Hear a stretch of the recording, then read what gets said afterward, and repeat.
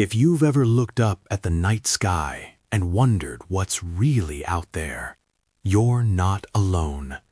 And if you want simple, clear explanations about space that actually make sense, make sure to subscribe, because on this channel, we break down the universe in a way anyone can understand. Today, we're starting with one of the most basic but most important questions in all of astronomy. What is a planet? It sounds like a simple question, but the answer is more fascinating than you might expect. Let's begin with what you already know. Earth is a planet. It's the ground beneath your feet, the air you breathe, the oceans, mountains, and everything you've ever known. But Earth is just one planet, orbiting one star, in a vast universe filled with billions of others. So, what makes Earth a planet and not something else? To understand that, we need to go back billions of years. About 4.6 billion years ago, our solar system didn't exist. There was no Earth, no sun, no planets. Instead, there was a massive cloud of gas and dust floating through space. This cloud slowly began to collapse under its own gravity. As it collapsed, it started to spin faster and flatten into a disk. At the center of this spinning disk, pressure and temperature increased until something incredible happened. A star was born. That star is our sun. Around the sun, the remaining gas and dust began to stick together. Tiny particles collided and clumped and grew larger. Over time, these clumps became rocks. Those rocks collided and formed even bigger bodies. And eventually, some of them became planets. But not everything made it that far. Some objects stayed small. Some became asteroids. Others became comets. Only a few grew large enough to become full planets. So what separated planets from everything else? Scientists created a definition. A planet must meet 3 important rules. The first rule is that it must orbit a star. In our solar system, that star is the Sun. Every planet you've heard of, Mercury, Venus, Earth, Mars, Jupiter, Saturn, Uranus, and Neptune, travels around the Sun in a path called an orbit. This orbit isn't a perfect circle. It's more like a slightly stretched circle, known as an ellipse. Each planet follows its own path, at its own distance, and at its own speed. Mercury, the closest planet to the Sun, completes an orbit in just 88 days. Neptune, far out at the edge of the solar system, takes 165 Earth years to complete just one orbit. So the first rule is simple. If it doesn't orbit a star, it's not a planet. Now let's look at the second rule. A planet must be massive enough that its own gravity pulls it into a round shape. This is called being in hydrostatic equilibrium. That might sound complicated, but the idea is simple. Gravity pulls everything toward the center. If an object is big enough, this pull becomes strong enough to smooth out bumps and edges, shaping the object into a sphere. That's why planets are round. But smaller objects, like many asteroids, don't have enough gravity to do this. They remain irregular, lumpy, and uneven.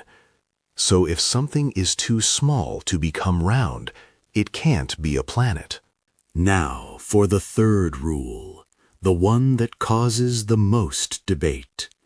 A planet must have cleared its orbit. This means it has become the dominant object in its path around the star. Over time, a planet either absorbs, collides with, or pushes away smaller objects nearby. In other words, it cleans up its neighborhood. This rule is what led to one of the most famous decisions in astronomy.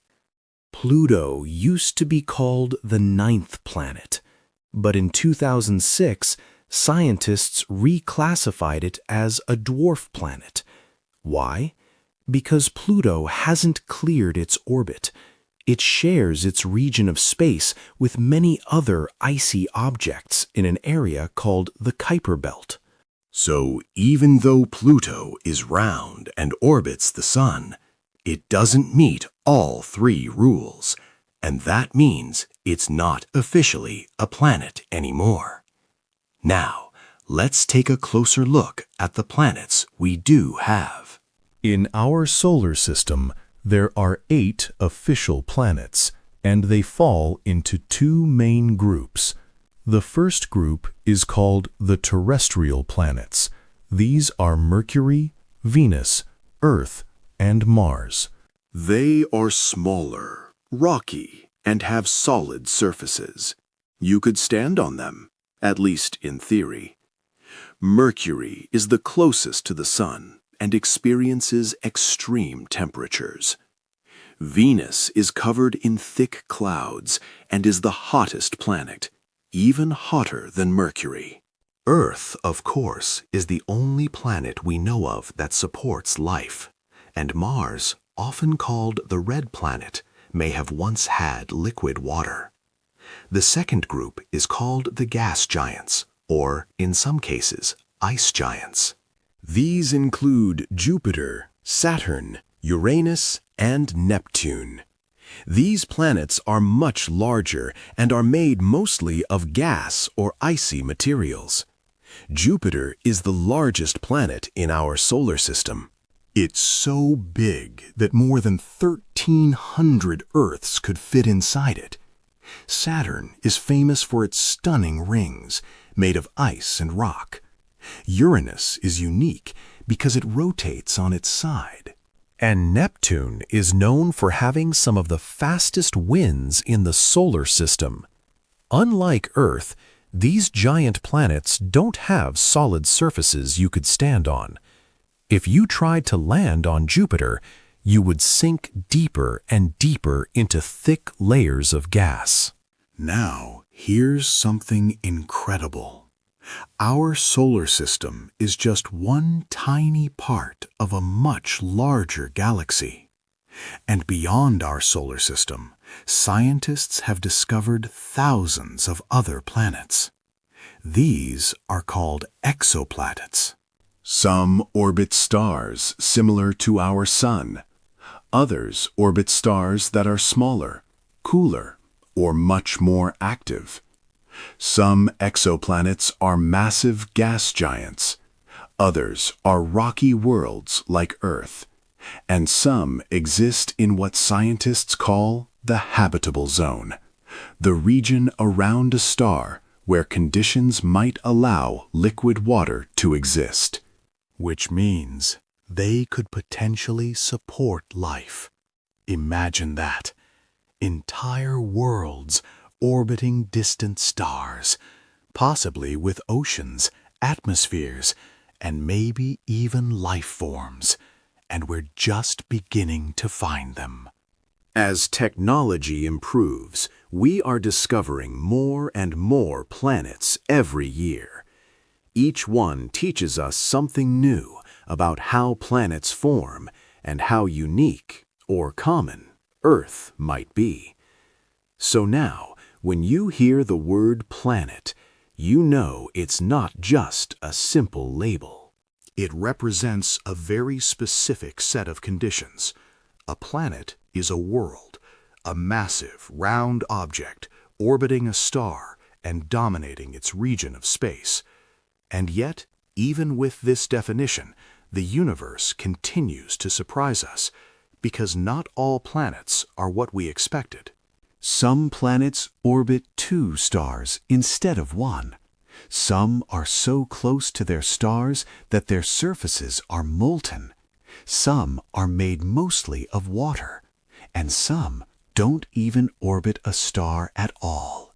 These are called rogue planets. They drift through space alone, having been ejected from their original systems. Cold, dark, wandering the galaxy.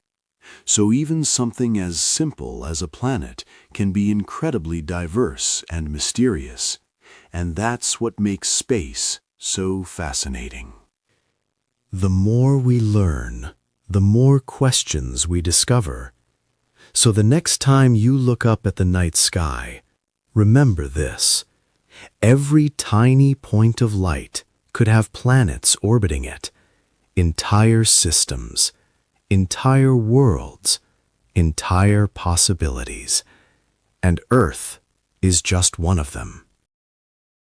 If you want to keep exploring the universe in a way that's easy to understand, make sure to subscribe and like the video, because in the next episode, we're going to answer another simple question that hides an incredible story.